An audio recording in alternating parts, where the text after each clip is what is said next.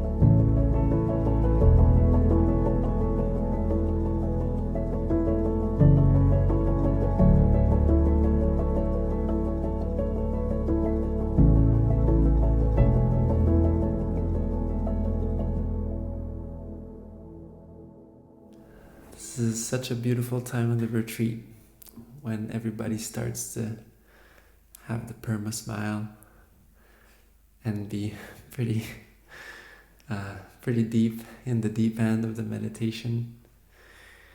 And there's that sense of family that just started to grow over the past few days. It's just really lovely every time. It's been a real joy to be with you all. Great. And so today is the last talk, last evening altogether. Of course, things will change for everybody until from tomorrow onwards. And so that is the only constant of the universe, is change. So anicca will be at work. Well, it hasn't stopped, but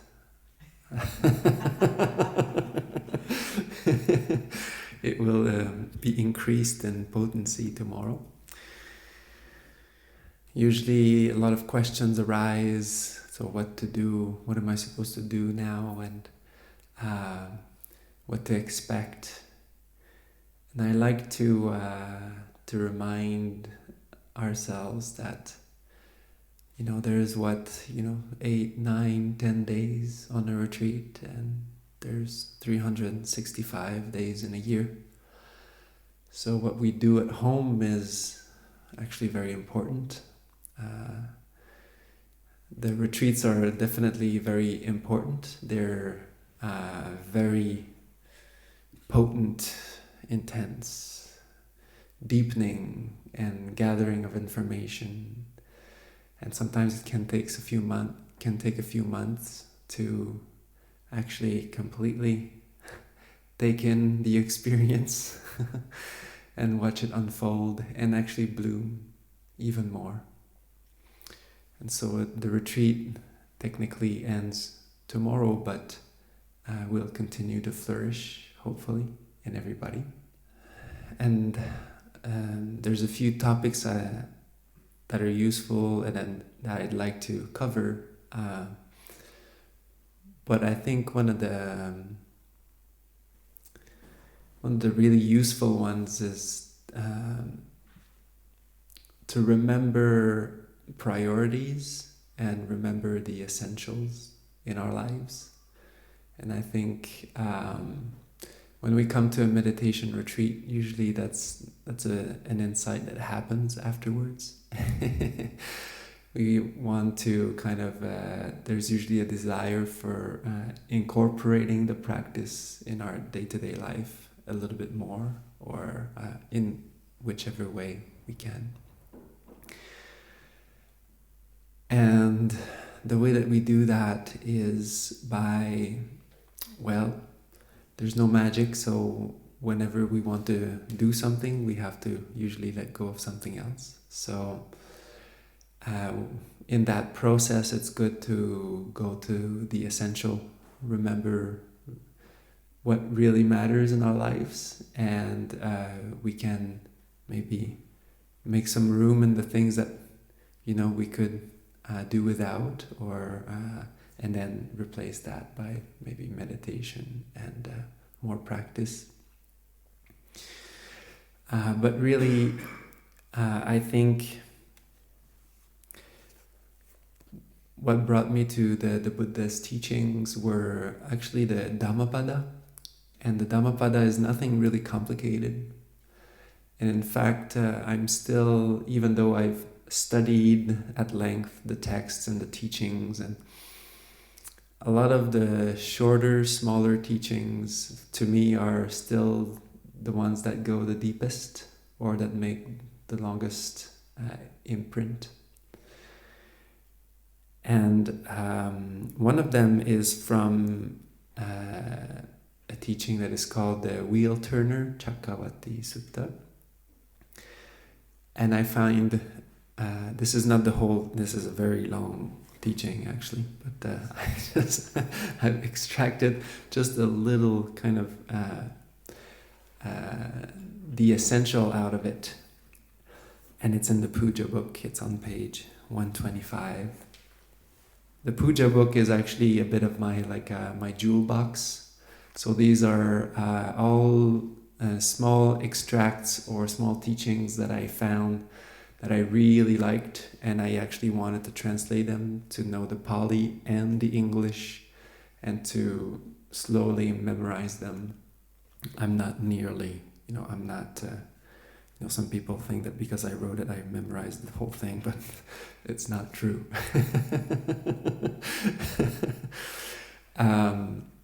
But slowly I'm letting the words imprint on my mind and heart, and that's kind of how I saw the whole project.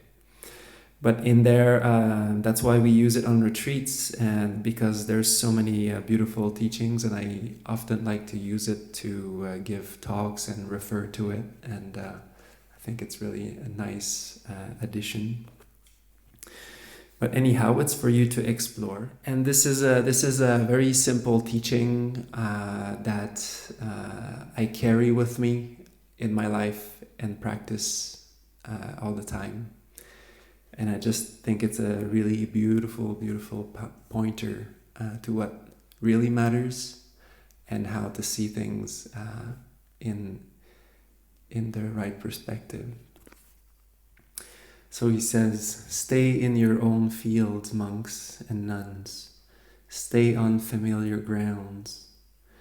Abiding in your own field, abiding on familiar grounds, you will grow in vitality, you will grow in beauty, you will grow in happiness, you will grow in wealth, and you will grow in power." Here I did not put it. There's another section in this sutta where he explains that the familiar grounds and the field is actually the 4 foundations of mindfulness. So to learn to, and that just means to learn to be content with our own experience all the time. Being happy with just feeling the whole body, lightly smiling, letting go of any tension, disturbances, any kind of outward pull, just feeling the way that we feel, and staying in this. And of course, all the wholesome states are within that, but when we stay there, all the wholesome states grow. there's very little chance that we'll get tangled up outside of this. So we're actually protecting ourselves. And what monks is vitality for monks and nuns? Here he explains the 4 iddhipadas, which is, it's a little bit outside the scope of what I want to talk about with you on this retreat.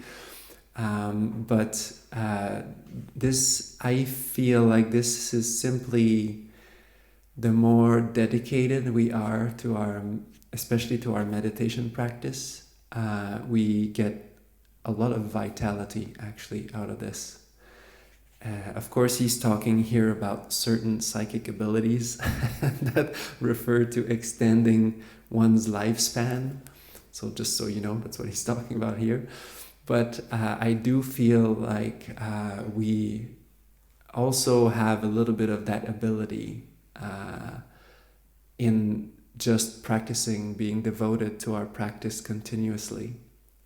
You will see, as you let go of all the unwholesome states in your mind, your whole mind and body become very fresh, and that really carries on a long way. And so many times, and I'm not saying that I have any kind of extraordinary powers or anything like that, but I did notice when I was still even beginning my practice, not even what I'm practicing now, that meditation could actually really help me be healthier in an actual physical way. So sometimes I would get almost sick and I would start meditating and I get some rest, and that was all I needed. So it's pretty powerful, and so it does increase our vitality. Even if you don't have the psychic ability to live for an eon, that's okay. And what monks is beauty for monks and nuns? Here, a monk or nun is virtuous, living by the self-mastery of the patimokkha. These are the monastic rules. Endowed with skillful behavior, seeing danger in the slightest fault, undertaking the practice in the training rules. This is beauty for monks and nuns. And so this is your virtue. And so this is pertaining to all ethical behavior, really. But mainly the 5 basic virtues that we've been taking on this retreat. And tomorrow we won't take the 8 virtues, we'll take the 5. And it's really up to you what you want to do in life. So this is, but here I like to be a little bit, we're giving this information to you so that it can be useful. It's not like, this is not like your confirmation or, there's no ties here, but it's just to help you and to have you leave this retreat on a high note, and you can carry this the 5 virtues in your day-to-day life and be a happy camper, and a beautiful camper apparently. And it's true for me. When I started to be interested in the monastic path, started to serve at monasteries and started to kind of gather a little bit more information, what that meant and what that kind of lifestyle was. What really inspired me was to actually see the good conduct of some monks. I was serving in forest monasteries, for example, and they were holding very good vinaya, and I found this very inspiring. That even some monks wouldn't even take something without it being offered, for example, in their hands, because usually that's how it works. Or just being very careful about their conduct in very little ways, and when you see that, it's kind of like, it's very reassuring, because you're thinking, like, well, if they're that concerned with these little things, then surely they must be behaving even more concerned about the big things. So in that way, and just to see them, they kind of had this, I don't know, this beauty to them, just that they were just like so, it was so beautiful to look at, just the way that they behaved. And so, of course, this is kind of external, which is quite similar to beauty also.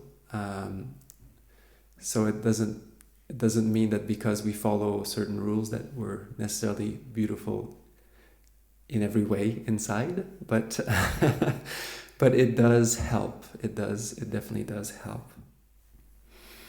And what monks is happiness for monks and nuns? Here, monks letting go of sensory engagement and letting go of unwholesome mental states, assisted by thinking and imagining, with the blissful happiness born of letting go, one understands and abides the first level of meditation.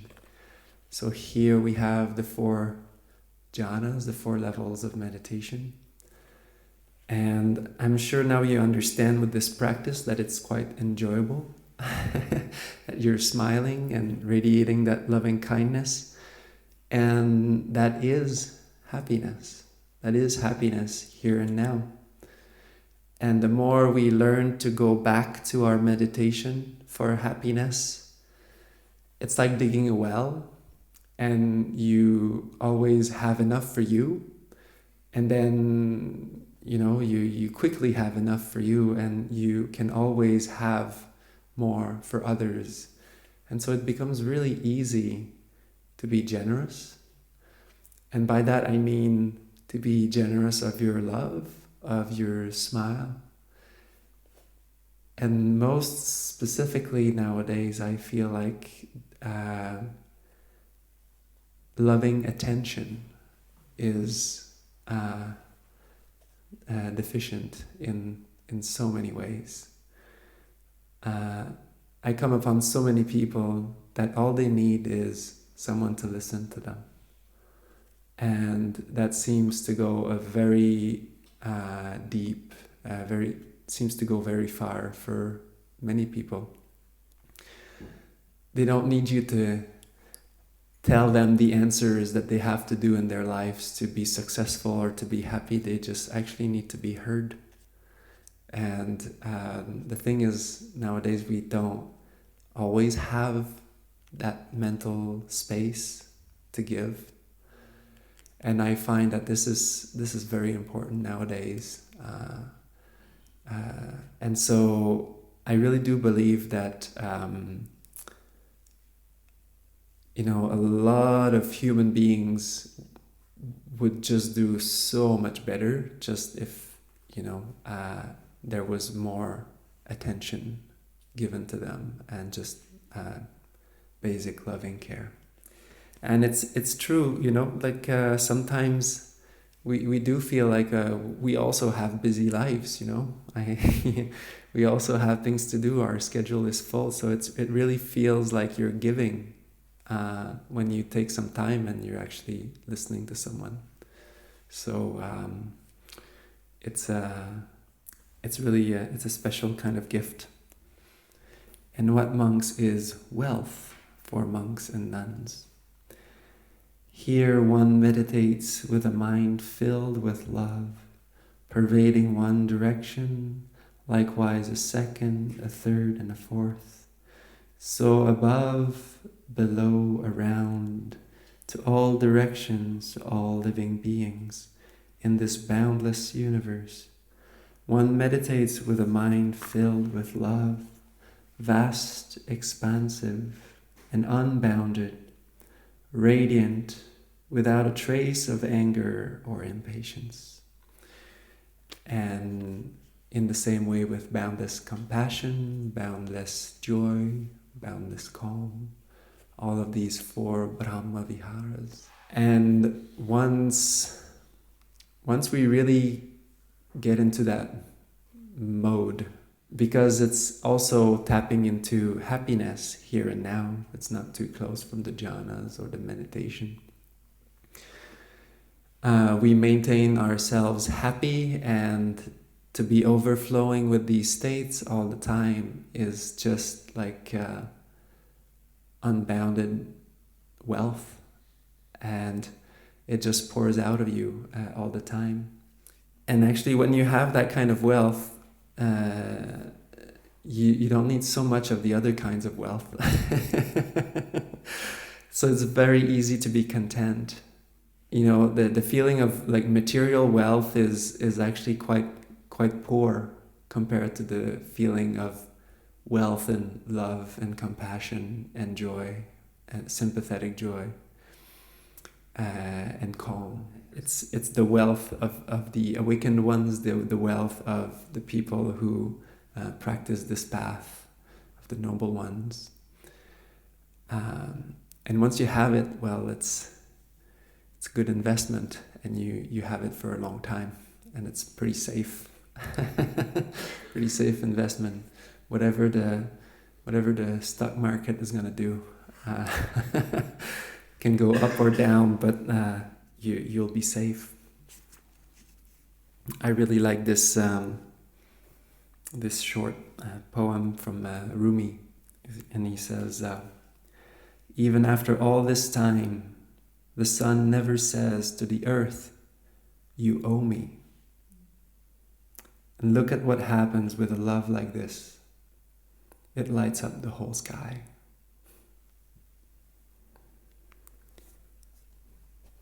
And so, in a way, generosity, when seen like that, it's like, it's so beautiful, and you can just give it out, and you have so much of it.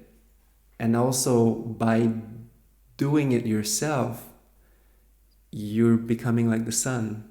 So these states are so beautiful, because when you have it for others, you also feel it for yourself inside.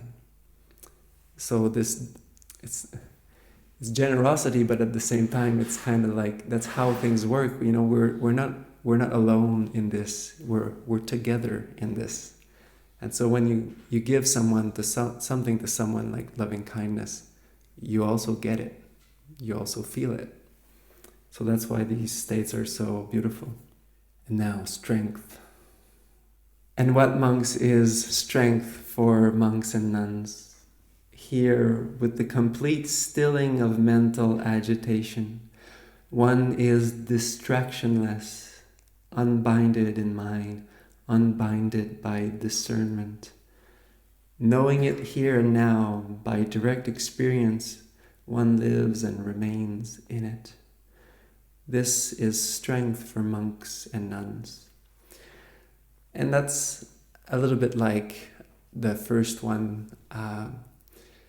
When the less and less, of course now he's talking about, full liberation, but the less unwholesome states we have in our minds, the stronger our minds are, the more wieldy, the more malleable, the more adaptable, the more flexible. Things come and they go, and it doesn't faze you as much. You can respond with wholesomeness, which also helps you in the long run.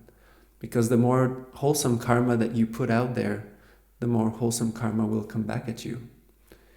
And so karma works on many levels. There is, the meditation and intention karma, but when you also help others physically, there's also other kinds of physical karmic actions that are necessary. We even as monks, we're meant to be practicing meditation all the time, and that's all we do. But still, there are some things that we have to do physically, and it really helps, actually. For example, in monastic life, there is a big emphasis on seniority and serving our elders, for example. and respecting our elders. This is very important in the monastic life. And if you neglect that and you don't have the support of your elders, you quickly realize how difficult it can be.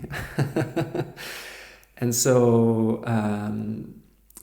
that's just one thing, but just helping physically someone, for example, like building something that they need for their kuti or their room, at some point this will also come back at you. It's the same thing for building communities also. Yes, we can attain full awakening by ourselves, but it's not easy. And when you have a community around you to support you, that's really ideal, because it's really not going to be easy for you to do that on your own. And how do you foster community? Well, you also have to give. You also have to be involved in some ways with people, helping them. Like Bharat was saying, if you want whoever was telling you this, if you want to have a retreat, organize it first and then. Or if you want something, make it happen, and then you'll see it comes back to you. So that's how it works, you don't wait for things to happen and then say oh, I wish that this or that was going to happen. Just do it. Go out there, do it, make it happen for somebody else. You'll see it will happen for you too, and actually maybe faster than you thought. And so this is how it works.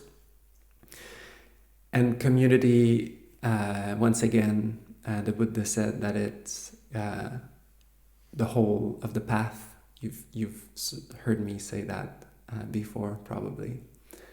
But it's so important to remember Kaliyāna Mittas, beautiful friends on the path. So important, so important. To have people with who you resonate and share the same aspirations, same values, same practice. It's literally priceless. This is always an extremely intelligent investment, to invest in wise friends, the wise people around you, and to nurture these connections. Like this beautiful group. Monks, I do not see a single power so hard to overcome as the power of Māra.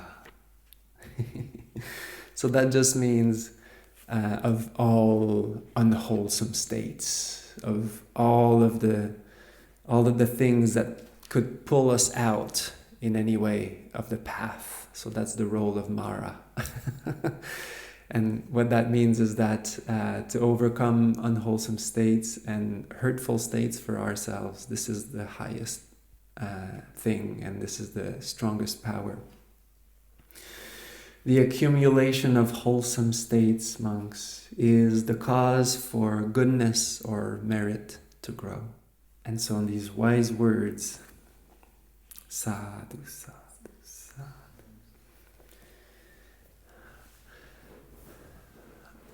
I like this fresh perspective on vitality, beauty, wealth, that's a good one, and happiness, and strength. A little bit different than the messages we get from our society and culture most of the time. And really, like this teaching is so beautiful, and it's such a really good teaching to keep with you all the time. It's actually quite short if you want to bring it down to the essential. It's just, beauty is ethical behavior, moral actions.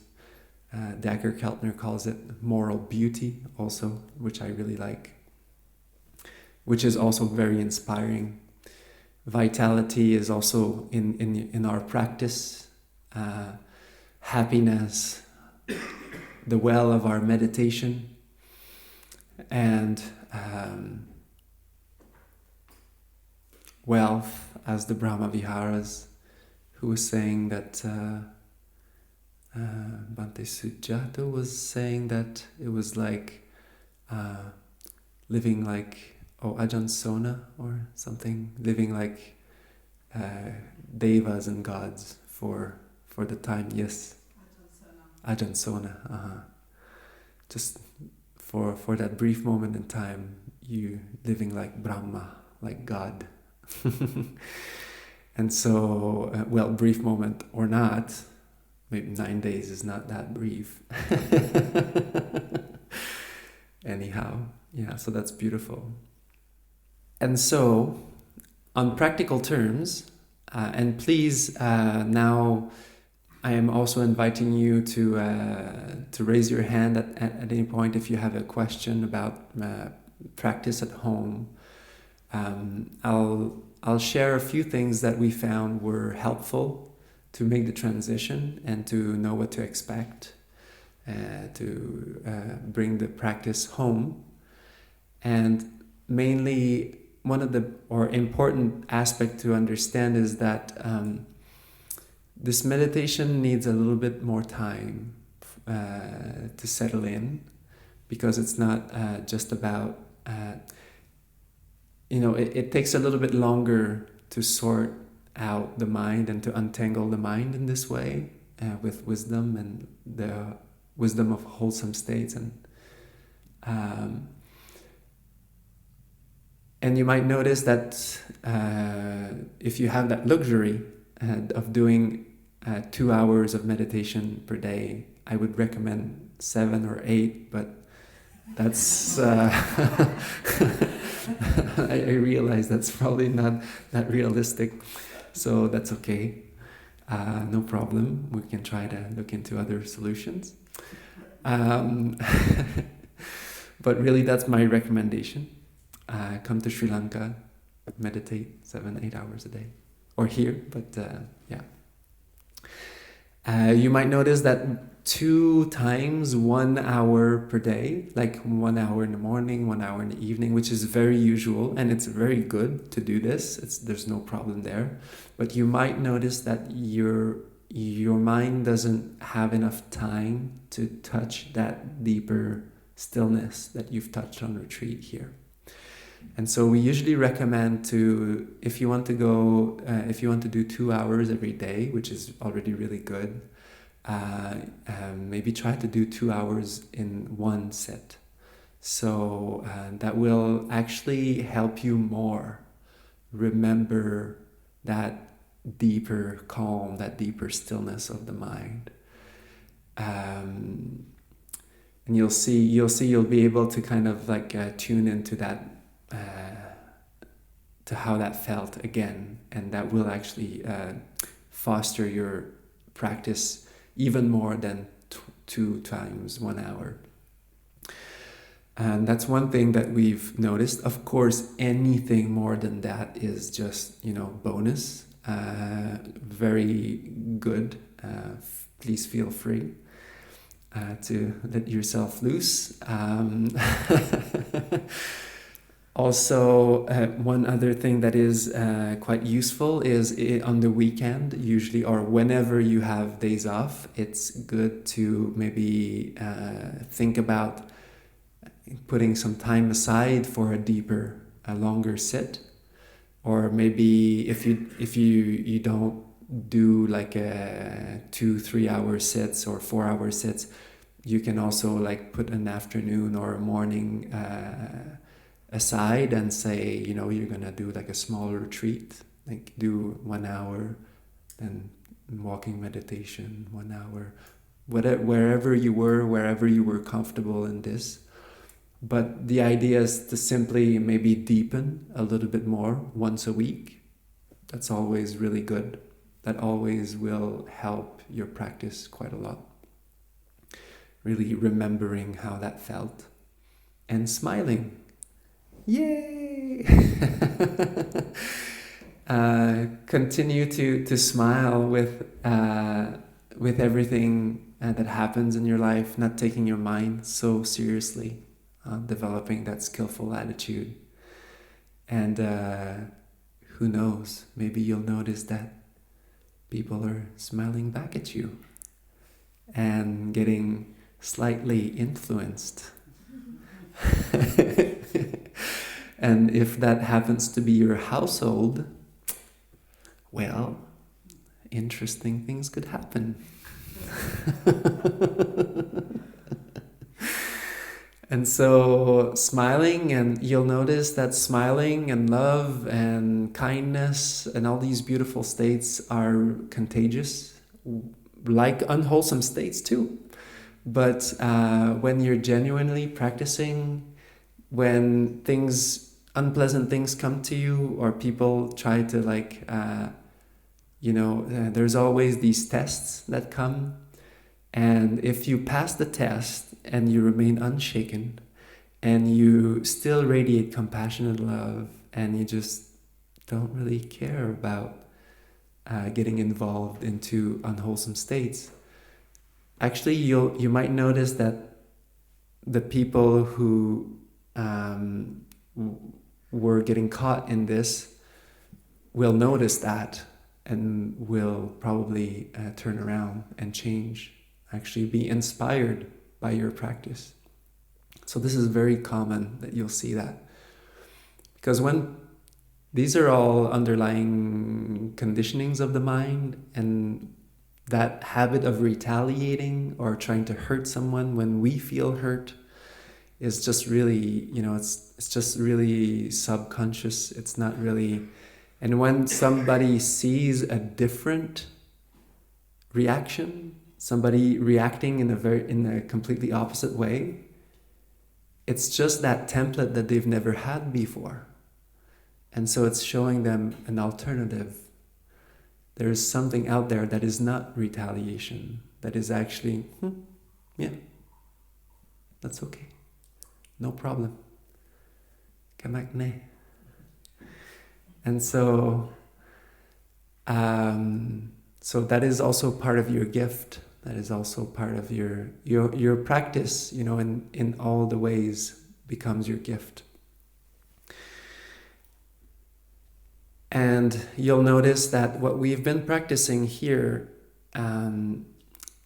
it's very special, because all of the wholesome states that we talk about in Buddhism, for example, like rejoicing in other people's goodness or good actions, anumodana, like punya anumodana.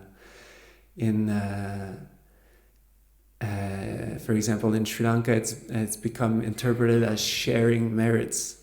But the real meaning of punya anumodana is to rejoice in the goodness of others.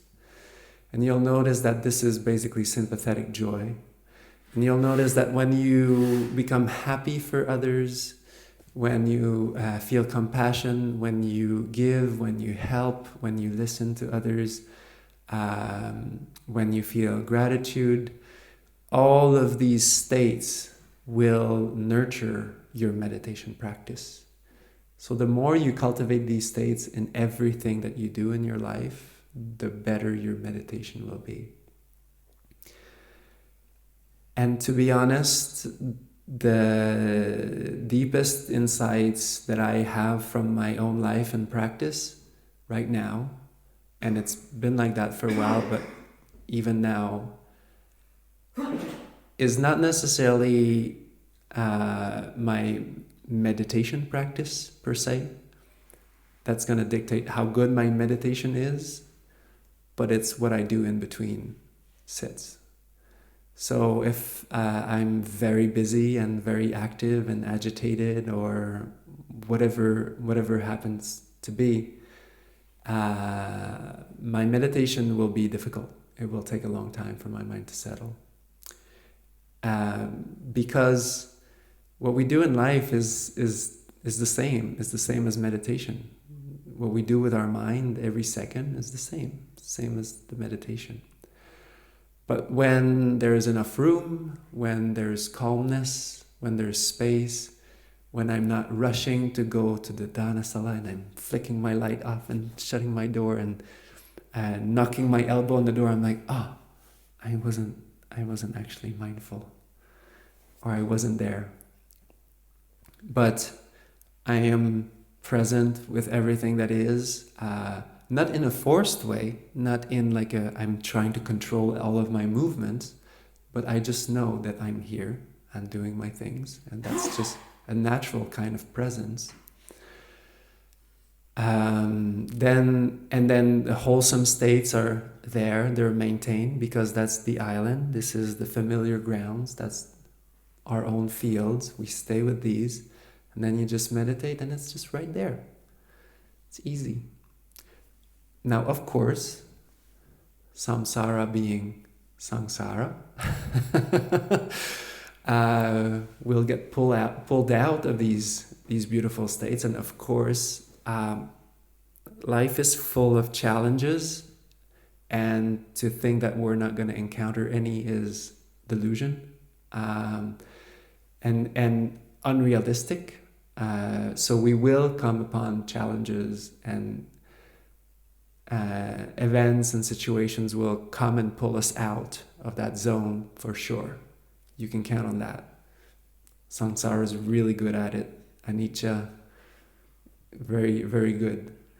And so, but at the same time, those are opportunities to learn, to grow, to see our own hindrances, what's actually in our minds, and to actually let it go, to nurture wholesome states, beneficial states. And one good question today was, what do you do when it's just, you're really busy and you're trying to maintain mindfulness, and it's just like, we all want to be mindful, but then it's like life can get pretty busy and hectic, and what to do then? And I like to see it as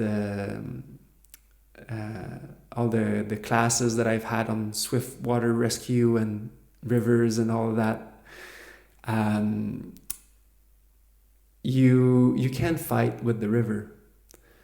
The river is usually way stronger than us, but you can work with it, and you can learn to swim with currents, and most importantly, don't even try to fight it.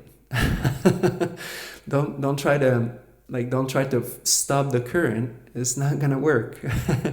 You're just gonna waste your energy in like 3 seconds. No energy left. And the only really reasonable thing to do at that point is to swim and to go with the current to the places, to use the current to go places you want to go, and there you can have a rest. And the whole thing is like, it's like a dance, and just to see it like that, you stay with the wholesome states as much as you can, dance your way in a wholesome way through it all, swim with the current, and then at some point you'll get to a peaceful place and you can take a break. And of course we change our ways of living until we feel more and more comfortable, whether that be, instead of watching Netflix tonight, I'll just meditate, or instead of, playing poker, or I don't know. I don't know what's your kick, but whatever it happens to be, maybe I'll change that with, I'll watch a Dhamma talk, or maybe listen to a podcast on the Dhamma, or just meditate. Yeah, I really like this little story of this old Tibetan monk who was crippled. He couldn't really walk anymore, and he was basically stuck in this village high in the Himalayas, and this man came to him and he's like, aren't you like dismayed that you're never gonna be able to leave this place anymore? Like,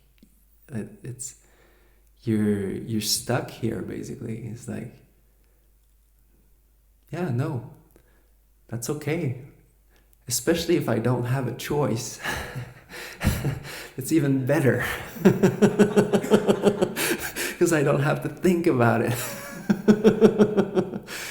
So it's like, and in a way that's also how I see it now. Sometimes some people can come to me and say like, so would you rather have this or that?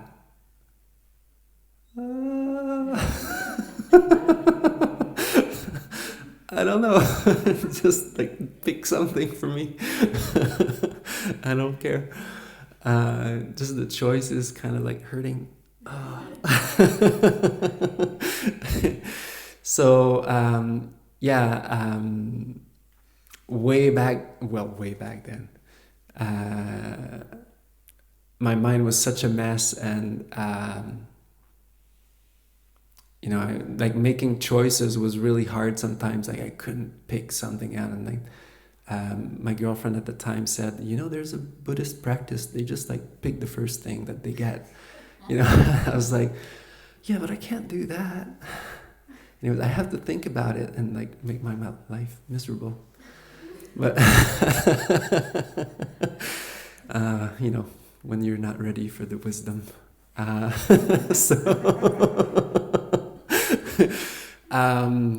Usually I just like I did actually start to do that more and more, and I would just like take the first thing, and then at some point it just helped me break the attachment to whichever option. And then at some point I was able to go with like the actual more like physical need.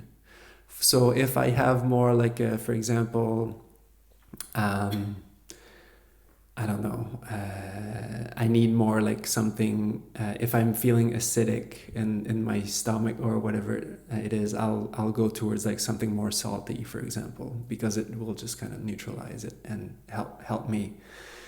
Or I always think like that. So what will be most beneficial, like what does my body need right now? And I just go for that, and I don't even think. And if the body is fine, and which is most of the time, it's fine with whatever is there, then and that's it. Mm-hmm. Yeah. Yeah, but the story of the Tibetan monk I always like that one, because it's always a reminder of the choice is actually more painful than the actual thing. Yeah, I think because for monks we have these 4 recollections for the requisites, so it's really training us to see it as just like the physicality of it, like the physical need of it. So that kind of bypasses all the craving part that we could have. Well, not really, but it diminishes it quite a lot. It's reducing the spectrum, let's say. For example, in this case, or in my case too, for that matter, say only I have 10 minutes, or it doesn't really matter, an hour. Uh-huh. Yeah. But the brahmavihāras are subtle objects, meditation. Uh-huh. Let's say you're going in a train, like people are just like, I don't know, probably screaming sometimes, and all that. And in those cases, these subtle objects seem to be difficult to bring up. Huh. And sometimes I just resort to just simple mindfulness of breath. Because it's there, it's tangible. So what would be your advice if, say for example, you're in a very busy environment where these subtle states are difficult to bring up, not sustainable in some way?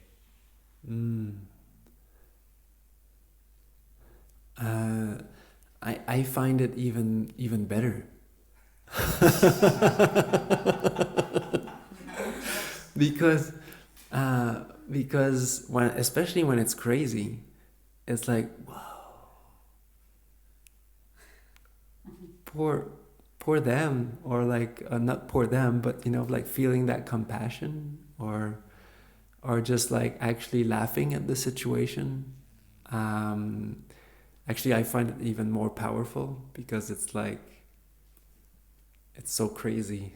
It's like it's out of the realm of being sensible anymore, and it's just it's like, all right, this is the experience right now.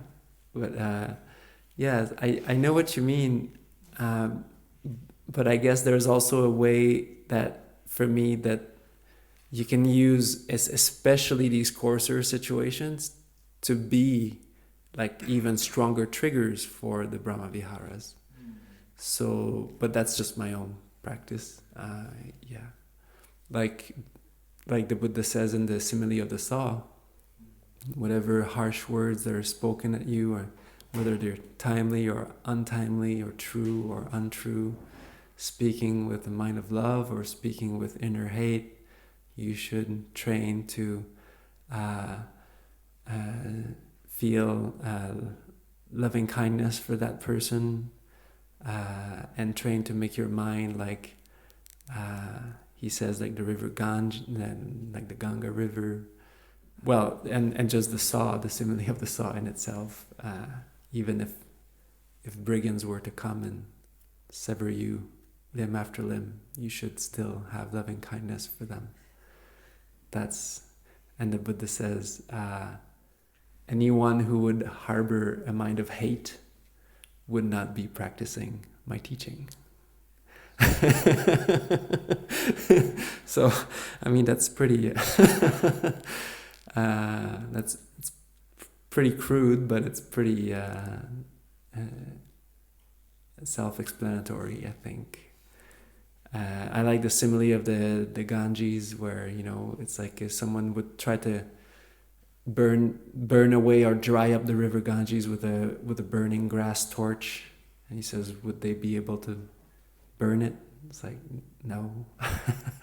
It's like, make your heart like the river Ganges. Like whatever happens, it's like burning grass torch. It's meaningless. In the train, I usually do a bit of meditation, right? You do? I do a bit of meditation. Yeah. In the train, and it is usually the Mittā, brahmavihāras. And I make it a point to start smiling when I finish it and get down. And it works, because I sometimes think, because I heard Bhante saying this sometimes. Yes. Followed it. So getting down from the train, going to the workplace, I will sort of challenge myself and see, let's see how many are going to smile back at me. Mm-hmm. Usually one or two do. Great. So I think it sometimes works. Yes. Oh, it not just sometimes. It works. It works a lot. Mm-hmm. Yeah. Yeah. It's so beautiful. You can walk. That's my favorite thing to do, actually. When I walk, like in Kalimpong, it's like one of my favorite things to do. Well, I mean, except petting the goats. That's pretty even. But just smiling at people, and they go from like, they're really like into their story or whatever it is, frowning, thinking seriously, and just like walking by and like smiling, not saying anything, and then you're like, and it's just so beautiful to see that those two, like, such big difference in mental states, and it makes me happy too, so it's good for me too. So yeah, meditation is for freedom, and it's for happiness, and it's for release. When we meditate for attainments, when we meditate to get somewhere, you'll notice it doesn't work. That's not what meditation is for. Meditation is for freedom, and once you let go of the attainments, then they'll happen. once you let go of, wanting to get to this jhana or that level or that attainment, when you just meditate because you enjoy the freedom, you enjoy the release, and that's all that matters to you, and you're fully happy here and now, that's when it's going to happen. So that it's the same principle that you can use. Once you enjoy the meditation, once you actually enjoy that release, you'll see that your expectations about that meeting also, your expectations about what's gonna come is actually also gonna dissolve and create more room, less tightness, and flow so much easier. Okay, so I think we've been going at it for a while. Time is 8. I guess there's so many things to say, but I'll just stop thinking about it, and I'll just drop it like the Buddhists do. And I'll every retreat, one thing that I do is asking for your forgiveness, because these retreats, we explore very deep territory inside of ourselves, inside of our psyche, our heart, places that we've been hurt sometimes come up. We play in these very sensitive areas, and I do try my best to be loving and kind and compassionate, but sometimes some words can come out not right for people or whatever the situation may be, and so please forgive me. I sincerely just want you to be happy, and I hope that you can be. I hope I didn't say anything that will remain with you or anything. Well, in a negative way. So, yes, please forgive me. And Bhante, if you could also forgive us if in any way, in deed, in action, in speech or in thought, we may have harmed yourself or the Sangha, we ask for your forgiveness wholeheartedly and without reservation. Sadhu, sadhu, free your mind, there's nothing. Very good. And so maybe we can share our merits. May suffering ones be suffering free, and the fear-struck fearless be. May the grieving shed all grief, and may all beings find relief. May all beings share these merits that we have thus acquired for the acquisition of all kinds of happiness. May beings inhabiting space and earth, devas and nagas of mighty powers, share these merits of ours. May they long protect the Buddha's dispensations.